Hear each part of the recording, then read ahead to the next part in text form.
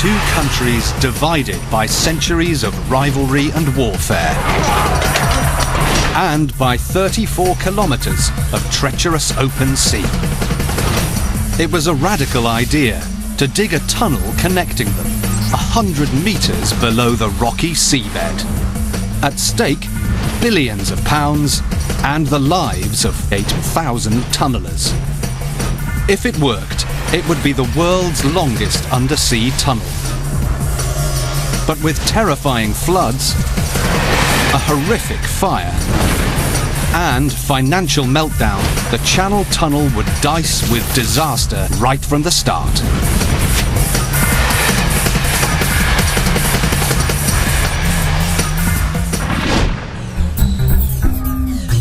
The nations of Britain and France. Since Ice Age glaciers melted 13,000 years ago, they've been separated by this formidable body of water, the English Channel. The two nations spent hundreds of years at war, right up to the last century. For many on both sides, it's still a love-hate relationship. So the idea of an undersea tunnel to link these one-time foes caused controversy.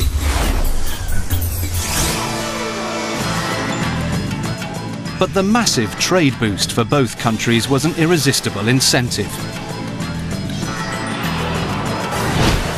In 1986, British Premier Thatcher and French Premier Mitterrand agreed to build the Channel Tunnel. But the total £3 billion budget was put up entirely by private finance.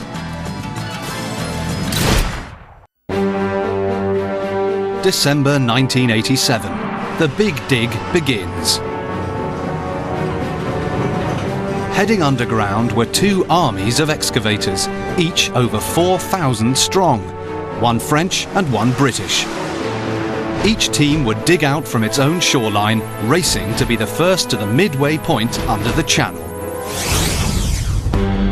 The Brits were a tunnelling elite drawn from major worldwide underground projects.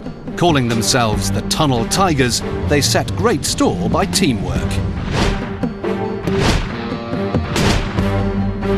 One-man armies don't go very far. You know, it takes quite a few lads to keep something like this going. Commanding them is Chief Engineer Gordon Crichton. You had a team who were totally dedicated to building the job. The French digging team were the underdogs, locally recruited and trained up for the project. It's the first time any of us have done a job like this. Everyone's proud to be involved. Leading the French troops was Laurent Leblanc. I couldn't believe I was actually working on such an exciting and colossal project. For me, it was absolutely incredible. The Channel Tunnel would run twice as long underwater as any previous tunnel. The task facing the teams was huge. They had to dig two main rail tunnels, plus a central service tunnel, together as wide as a 4-lane motorway. 245 cross passages, crucial escape routes in the nightmare scenario of a fire or accident in the tunnel. Above the tunnels, vents to release the huge air pressure from speeding trains. And giant crossover caverns, allowing trains to divert from one tunnel to the other to allow for maintenance. It all added up to a staggering 153 kilometers of tunnel to be dug. As the dig began, the tunnellers were conscious of the vast scale and the real dangers of the task ahead.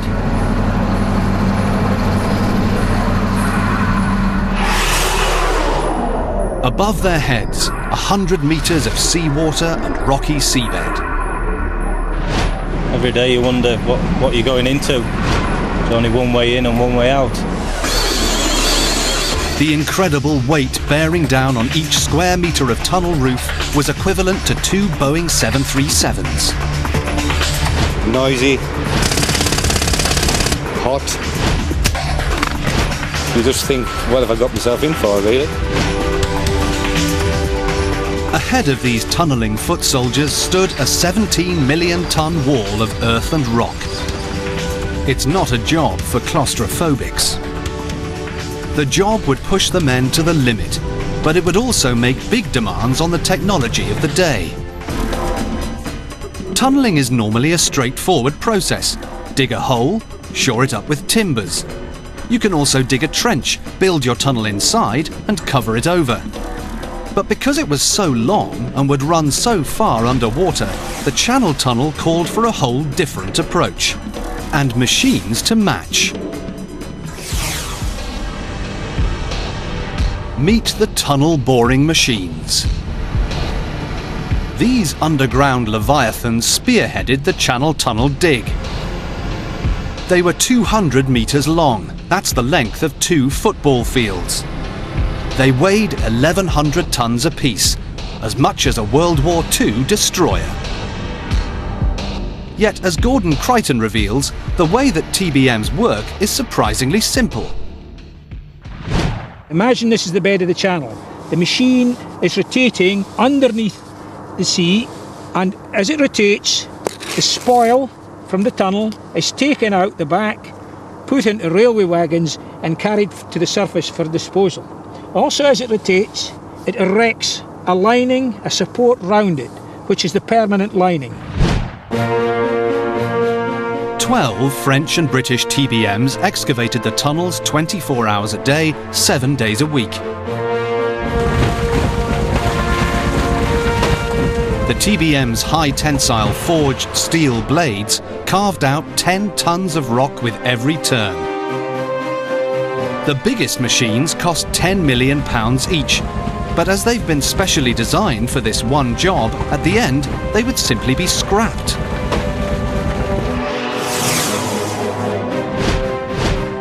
The race between French and British tunnellers would be won or lost by their TBM's rate of progress. The Brits had the fastest machines, devouring up to 75 metres and 36,000 tonnes of rock a day. The French machines were 25% slower, but did have a key advantage. Their cutting heads were protected by a waterproof housing that allowed them to work on safely, even through waterlogged soil. 1 month into the tunnel dig, with the ground staying dry, the speedier British TBMs began to get ahead. Every day, hundreds of concrete slabs were shipped in to line the tunnel roof as it was dug. The TBMs had to be kept supplied with slabs and constantly moving forward. British Chief Engineer Crichton knew that the schedule was tight. With the dig costing £1 million a day, each hour's overrun would add £40,000.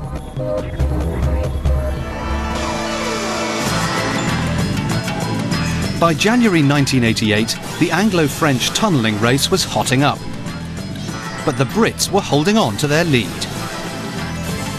The rivalry underground is keeping the dig on schedule, but speed isn't everything. Success relies on keeping both tunnels precisely on target. If they stray off course, lives could be at risk.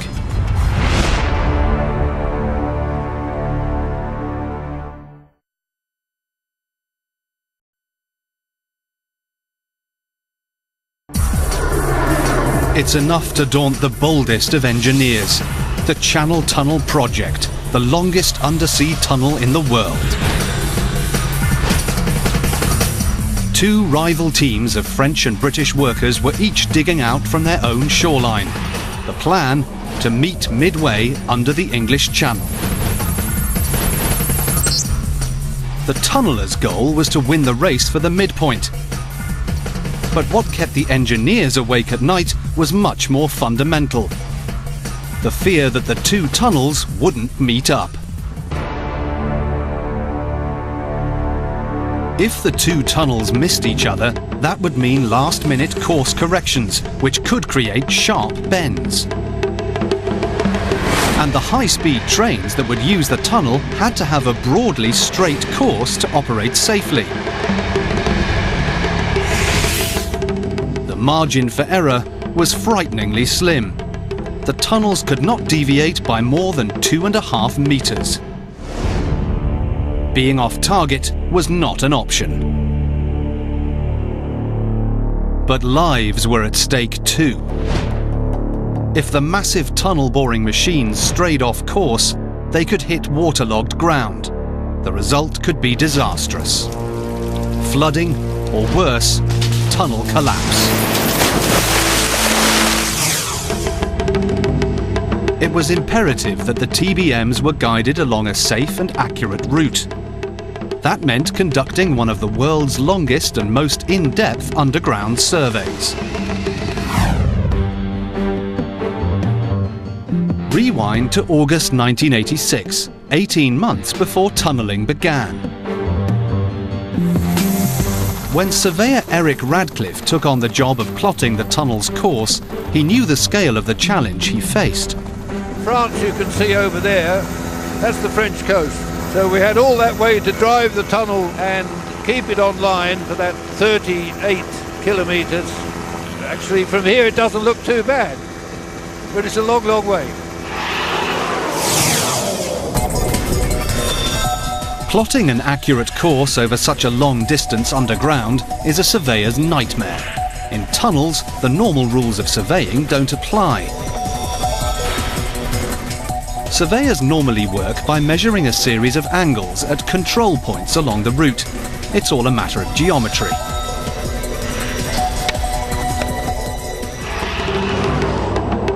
Above ground, with 360-degree visibility, plotting a course is relatively simple. Eric Radcliffe explains the difference. The whole road is opened to the air. All the survey control points from which you do the setting out are already established over the whole length. Underground, there are obvious complications. All the surveyors can see is a wall of rock. They can't see ahead to plot the course. In a tunnel, your survey is behind the construction all the time. Roads have one other plus point over tunnels. Because they're flat strips on the landscape, they can only go off course in two directions: left or right. A tunnel occupies a three-dimensional space underground.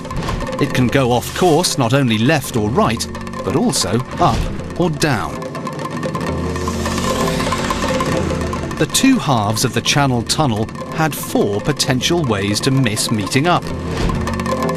It's like asking a golfer to sink a hole-in-one blindfolded from 34 kilometres. To keep the tunnel on course and on target, the surveyors had to use a secret weapon: geology. Along its underground route, the tunnel would be driven through a layer cake of different soil and rock types with very different consistencies. The geologists needed one stratum that went right across the channel. This stratum would provide a trail to help keep the British and the French tunnellers on course. But it must be exactly the right type of rock for tunnelling. Jean-Luc Desaisnes was one of the geophysicists charged with tracing the perfect stratum for the tunnel to follow. On the French side of the channel, Desaisnes began his search. It would have to be waterproof to resist flooding, and compact enough so it wouldn't collapse during the dig. In these cliffs, Desaisnes found his prize. Water poured over this seam of rock without soaking in, evidence that it was waterproof. With soft rock, impervious, so no water in the tunnel, this is a perfect situation for boring a tunnel. It's called blue chalk. But it was one thing to identify the ideal rock, another to discover its course. Geologists drilled a series of boreholes into the seabed and dropped probes that fired sound waves deep underground. The aim, to measure changes of speed in the sound waves as they passed through different rock and soil layers. It sounds straightforward, but it wasn't. Tracing the course of the blue chalk meant sinking 12 of these boreholes right across the channel, a tricky task in one of the world's busiest sea lanes. You have a high traffic of vessels, you have tide, you have waves, so it's a difficult place for making accurate investigations. The geologists concluded the blue chalk would provide a feasible route across the channel. If they were wrong and the TBMs left the waterproof strata, they could hit waterlogged ground, with devastating consequences. Spring 1988, 3 months into the Channel Tunnel dig. The tunnellers were gouging their way through the rock deeper and deeper underground. Standing between the tunnellers and the risk of flood was the TBM's laser guidance system. Laser guidance is commonly used to keep above-ground structures like roads on course, but underground it had to be used in a more imaginative way. Instead of looking ahead to see where they were going, the tunnellers looked back to where they'd been. Laser beams continually scanned backwards to the tunnel's start point to compare it with the TBM's changing location. Computers then checked this data against the surveyor's course coordinates. For tunneler Brendan Riley, the laser guidance system was one of the TBM's most impressive features. As the machine moves forward, the laser monitors the change in movement to say whether the machine is moving left or right or up or down. With that information fed back into the computer, it compares that information where the TBM should be at that known point in time and gives that information back to the driver to say whether it needs to steer up or steer right. As the tunnel face moved further from dry land, conditions for the men got worse. Engineering manager Ian Fugeman recalls the scene. Anybody going to work had to travel in a cramped train up to 22 kilometres out to the place of work. By the end of the dig, the workers' trains had clocked up enough miles to go to the moon and back 4 times. This far underground, keeping the air fresh is a major challenge. A massive ventilation system pumped air to the tunnel face. But the men still faced the risk of encountering toxic gases. The further in you are, the warmer it gets, the less air. We carried respirators with us. If there was an accident, we'd have enough air to breathe with.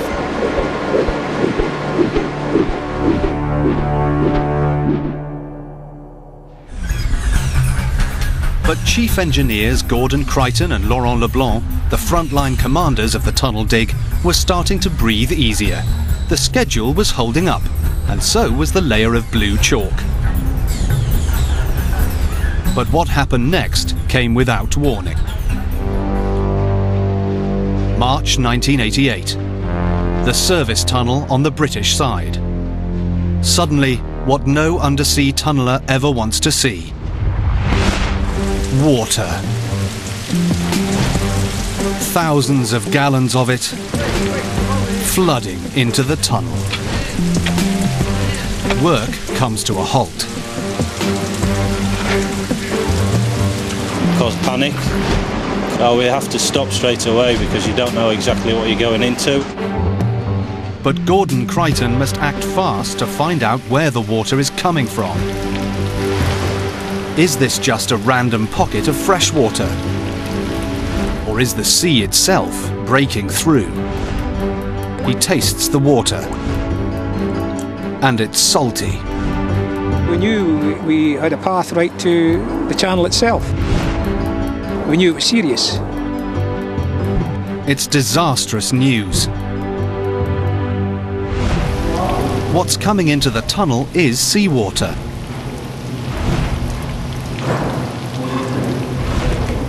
The men know that above their heads there's 3,000 billion tons of it. The pressure on the seafloor 50 meters above is enough to crush a car like a beer can. Now, in places, the water starts to burst through with the force of a fire hose, 300 litres a minute. Then, a crack appears in the tunnel roof. Rocks start to fall. The water is pouring through fissures and loosening lumps of the tunnel roof. The British tunnellers might just be on the edge of disaster. If the cracks worsen, they might let in enough water to weaken the tunnel. Ultimately, it might even lead to the tunnellers' biggest fear: collapse. Chief Engineer Crichton must find a way to plug the leaks, or they could face catastrophe.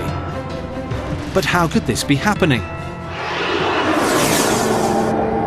An 18-month survey identified the special layer of rock called blue chalk that was meant to be waterproof.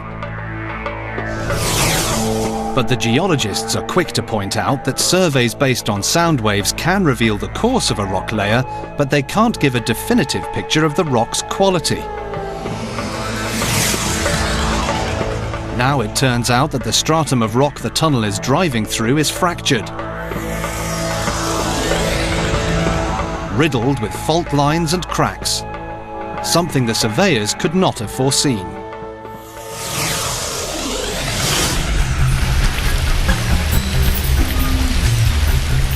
Back in the British tunnel, Engineer Crichton averts disaster.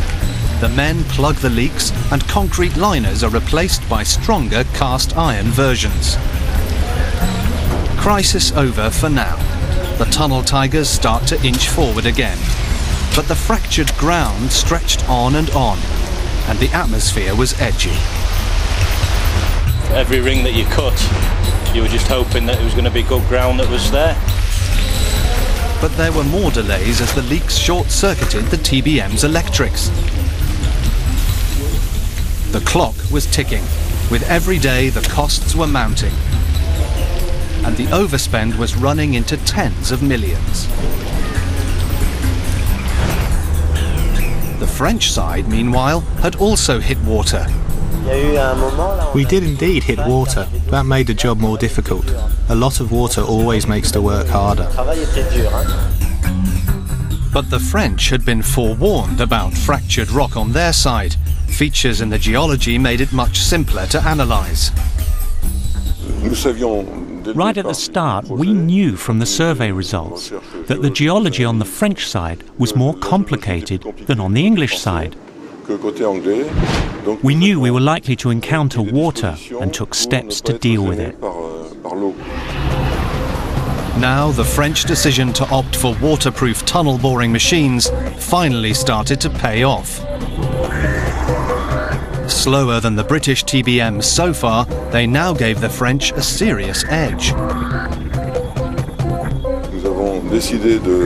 We decided to use tunnel boring machines that were totally enclosed, totally watertight.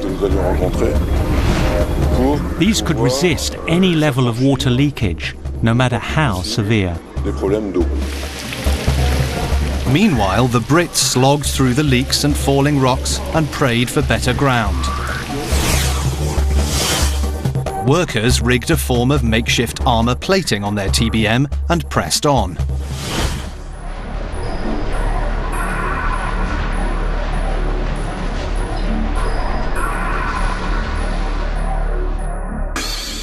January 1989.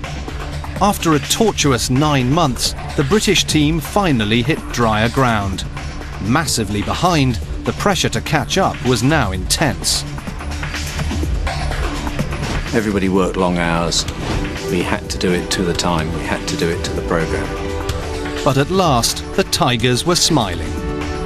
The ground conditions come right, everything seemed to fall in place, and then we start taking off. The British tunnellers fought their way back into the race. We've done over 400 metres quite a few times in a week, and I personally think we could have done the half kilometre. But success came with a sting. The British progress started to stretch the supply of lining slabs. If the slabs ran out, their dig would grind to a halt. with a multi-million-pound meter ticking.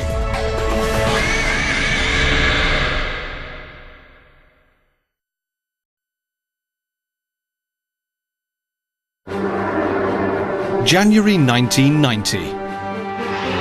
The French and British tunnelling teams were 2 years into digging the record-breaking Channel Tunnel. The competition between the two countries was fierce. Flood and rockfalls on the British side nearly spelt disaster and set progress back weeks. But now the Brits were catching up again, and the race for the halfway point was back on with a vengeance. But there's more to building a tunnel than high-speed digging. Above ground, a huge round-the-clock operation kept the project fed with vital supplies. And the most crucial ingredient of all, concrete. In Britain, special trains carrying 4,500 tons of slabs, enough to construct 100 average houses, speed back and forth to the coast. But the British team was about to hit another problem.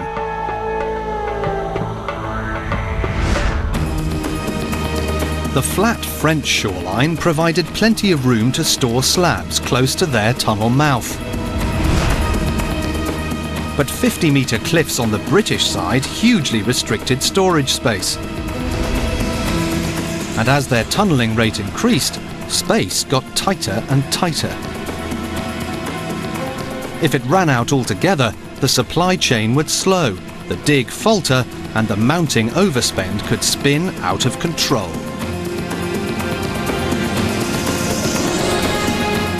The British TBMs were munching their way through the tunnel, but without slabs to line the roof, they would soon grind to an expensive halt.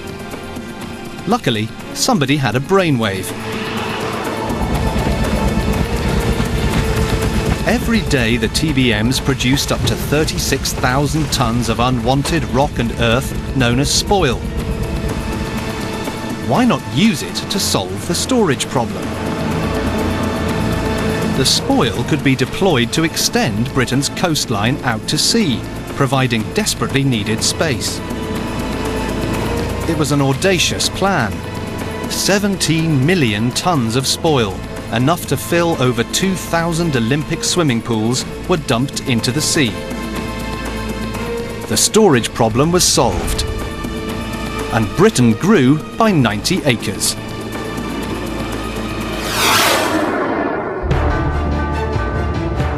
Underground, the moment of truth was approaching as the French and British tunnellers edged ever closer together, towards breakthrough point. The tunnellers were intent on reaching the middle first. The engineers had bigger worries. After 3 years and 37 kilometres of tunnel dug, would the two halves actually meet in the middle? For months, they had lived on a knife edge. Now, nerves began to fray. The tension was indeed very high because everyone had doubts. Despite all the efforts made during the survey, our top geologists were worried about the success of the link-up.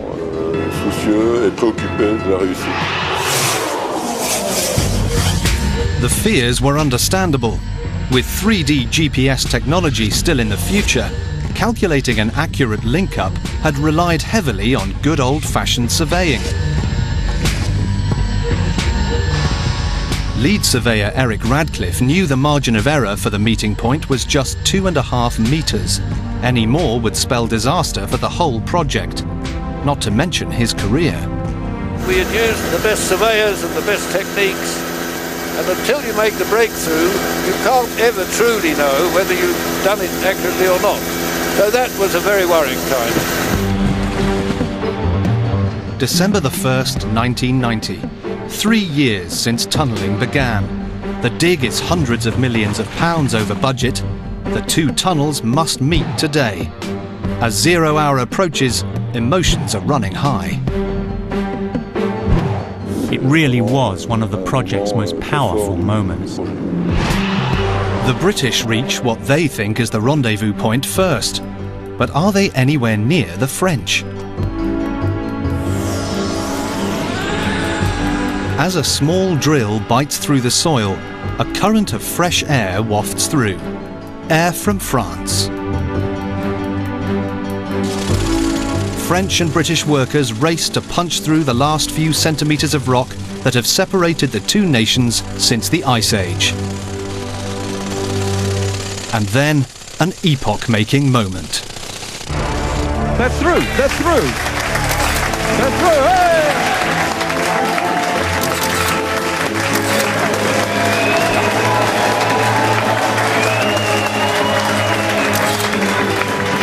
And it's British tunneler Graham Fagg who takes the first step into French territory and into the history books.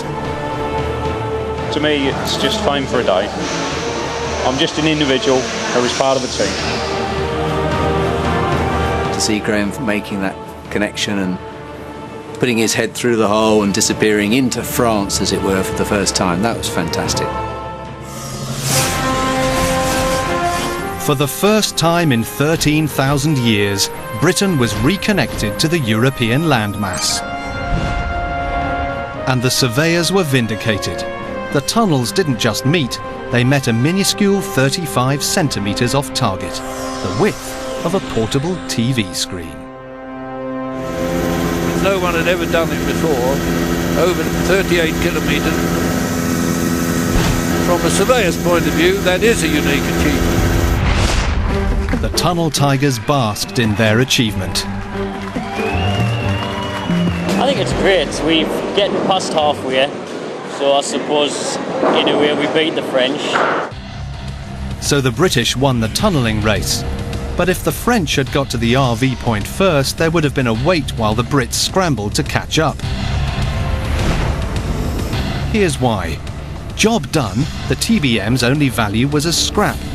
But two machines were stuck head-to-head in a monster gridlock. One side's machine had to go.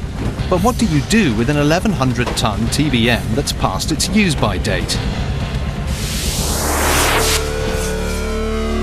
Bury it. It was agreed that the British TBM would dive below its French counterpart to be entombed forever, 100 metres below the surface of the channel. As man and machine were parted after 3 years, it was a poignant moment for the Tunnel Tigers. You see the machines buried and you get a bit of a twinge, you know. The French TBM was towed to Britain to be scrapped, so the Brits made the first breakthrough, but a French vehicle took the first trip under the channel.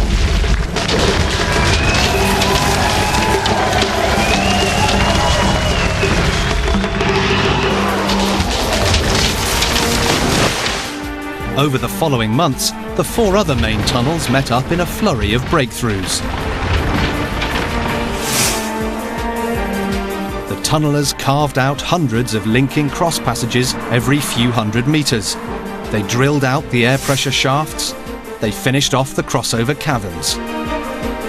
May 1991, the Channel Tunnel was finally dug. The most important thing is that you can stand behind us and look straight through, and that's it. For the French too, there was a tremendous sense of the significance of the moment. It's an historic moment. Napoleon tried to build a tunnel but failed. Now we have one Europe. But behind the scenes of celebration, there was one group who weren't quite so jubilant, the tunnel's financial backers. The French and British might have dug the world's longest undersea tunnel, but delays saw the budget soar from 1.3 billion to over £2 billion. And the job of building the international transport network serving the tunnel had only just begun. As the tunnellers headed home, another army of workers took over. They would build 2 huge terminals on either side of the channel, lay 195 kilometres of railway track, and to extract the heat generated by high-speed trains, fit a giant cooling system equal to 250,000 domestic fridges. they would also build new trains designed to carry cars, trucks and people through the tunnel.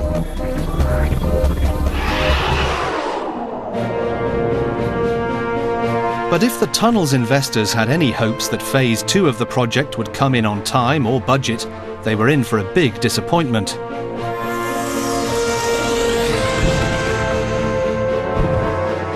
Two years later, overruns had driven the spend higher than ever. The terminals, the track, the trains, they all bust the budget. May the 6th, 1994, the Queen and French President Mitterrand opened the Channel Tunnel. A year late. Delays and interest charges had racked the total cost up to £10 billion, enough to launch 33 space shuttles. Financial institutions of many countries collaborated to finance this, the biggest privately funded construction project ever undertaken. But business wasn't booming. At first, the tunnel trains could only take trucks. It was 6 months before the tunnel could handle cars and passengers. But take-up was low. Some speculated that people were fearful of being underground if there should be a disaster. Meanwhile, high interest rates and massive competition from ferries and airlines dragged the tunnel even deeper into debt. And then, just when things seemed at rock bottom, everyone's worst fears were realised. November the 18th. Sangatte, on the French side of the Channel Tunnel. 9:48 p.m. Freight train number 7539 approaches the tunnel, bound for England. On board, a deadly cargo. A truck has caught fire and is gushing smoke and flame. Railside workers had spotted the blaze and immediately reported it, but the train is already several kilometres in, under the sea. One of the 31 passengers on board is British truck driver Brian Shilton. And all of a sudden we started to see this jet black smoke rising, coming in from the floor of the carriage. The truck drivers are riding in a passenger coach behind the engine. The fire starts 400 metres away, but it's getting closer. Bill Welsh of the Kent Fire Brigade will later that night find himself face to face with the Channel Tunnel fire. We were talking about the most severe fire you can ever imagine. It really was like walking in to a furnace, if you can imagine what that's like. Welsh's first concern, how to rescue the passengers. There's no way out. It's not like if you're in a house, you can get out the doors, the windows. When you're in a tunnel, you're relying on someone coming to rescue you. At 9:51 p.m, the Fire Control Centre advises the driver to keep going. Speed helps suppress the flames, and the train is only 15 minutes from the other side. At 9:57, the crisis takes a horrifying turn. A dashboard light warns the driver that a wagon fitting has come loose. The train must stop or risk derailment. As the train comes to a halt, the fire erupts. It quickly burns through the train's power supply. The lights went in darkness. It was just like something out of hell. Within 3 minutes of the power loss, toxic black smoke engulfs the train. We was lying on the floor, all choking. One or two drivers started to vomit.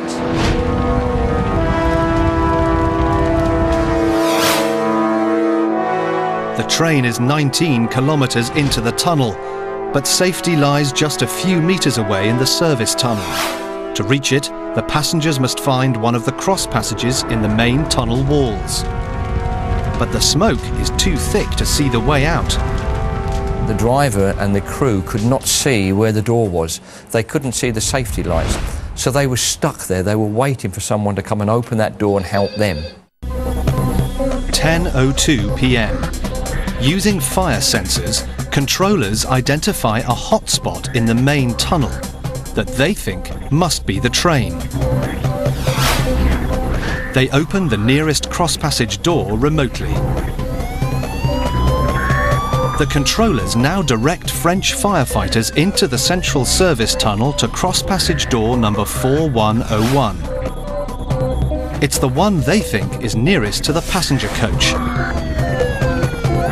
It's a 15-minute journey, and for the stranded passengers, time is running out. In the tunnel, trucks are now exploding. Tyres on the lorries all blowing. The train was just rocking from side to side on the track, and that was actually happening while we was lying on the floor. The temperature climbs. At its peak, it will reach 1,000 degrees centigrade. So hot, the train's steel wheels are welded to the rails, and the concrete lining of the tunnel itself becomes dangerously unstable. It's where the moisture within the concrete expands and then explodes out with terrific force. Very much, I would imagine, like shrapnel in a war situation. 10:20 p.m. Firefighters arrive at cross-passage door 4101.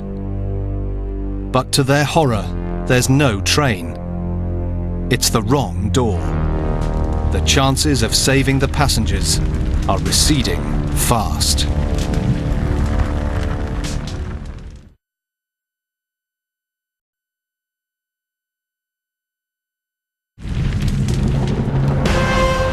Fire is raging through a train halted 19 kilometers into the Channel Tunnel. In choking smoke, 31 passengers await rescue. The flames are just 200 meters away and closing fast. But firefighters have gone to the wrong section of the tunnel. Aboard the train, the conductor spots a bubble of clean air through the smoke. There must be an open escape route nearby. It's their only chance. The passengers must leave the carriage and plunge into the inferno. We saw the flames rushing alongside the train, the vehicles blowing up and tyres and tanks going on the trucks. For 7 minutes, the passengers wander blindly through the acrid smoke. With eyes streaming and lungs bursting, they reach the open cross-passage door.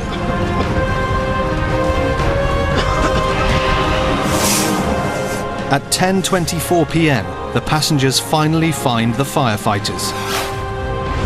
It's 40 minutes since the fire was reported. We was just very, very lucky on that night to be alive today. No lives were lost, but it was a grim reminder of the perils of an emergency so far underground. One or two of them were near to collapse. They'd endured 20 minutes of having to breathe in acrid smoke, and it was very fortunate that we didn't lose any lives. But the system worked. The system worked. After the fire, an urgent safety review.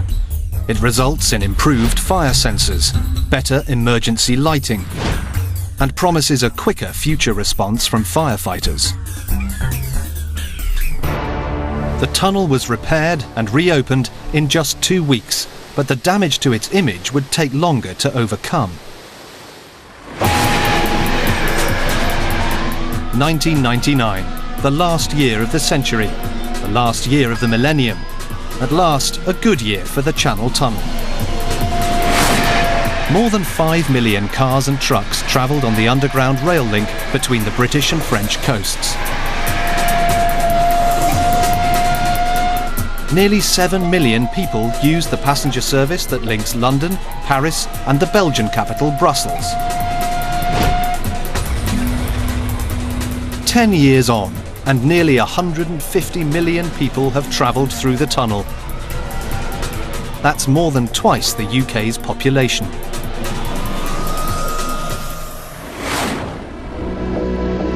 Now, Britain and France are to be brought even closer, via a new high-speed rail link from London to the tunnel entrance. Trains reaching 300 kilometers per hour will speed passengers to Paris in 2 hours 15 minutes, half the journey time of the pre-tunnel era.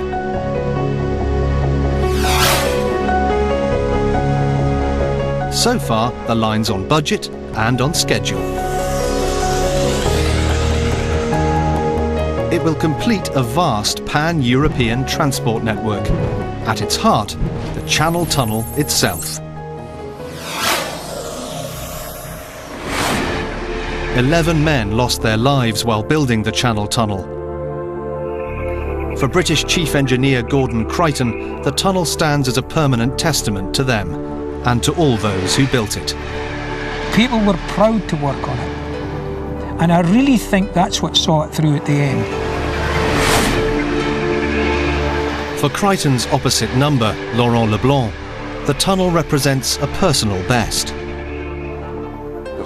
For me, it's a great memory, the experience of my life without a doubt. An undersea tunnel to unite two nations with such an ambivalent relationship seemed an eccentric plan.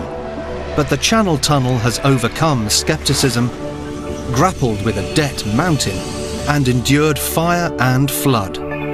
It's become one of the engineering wonders of the modern world and changed the shape of Europe forever.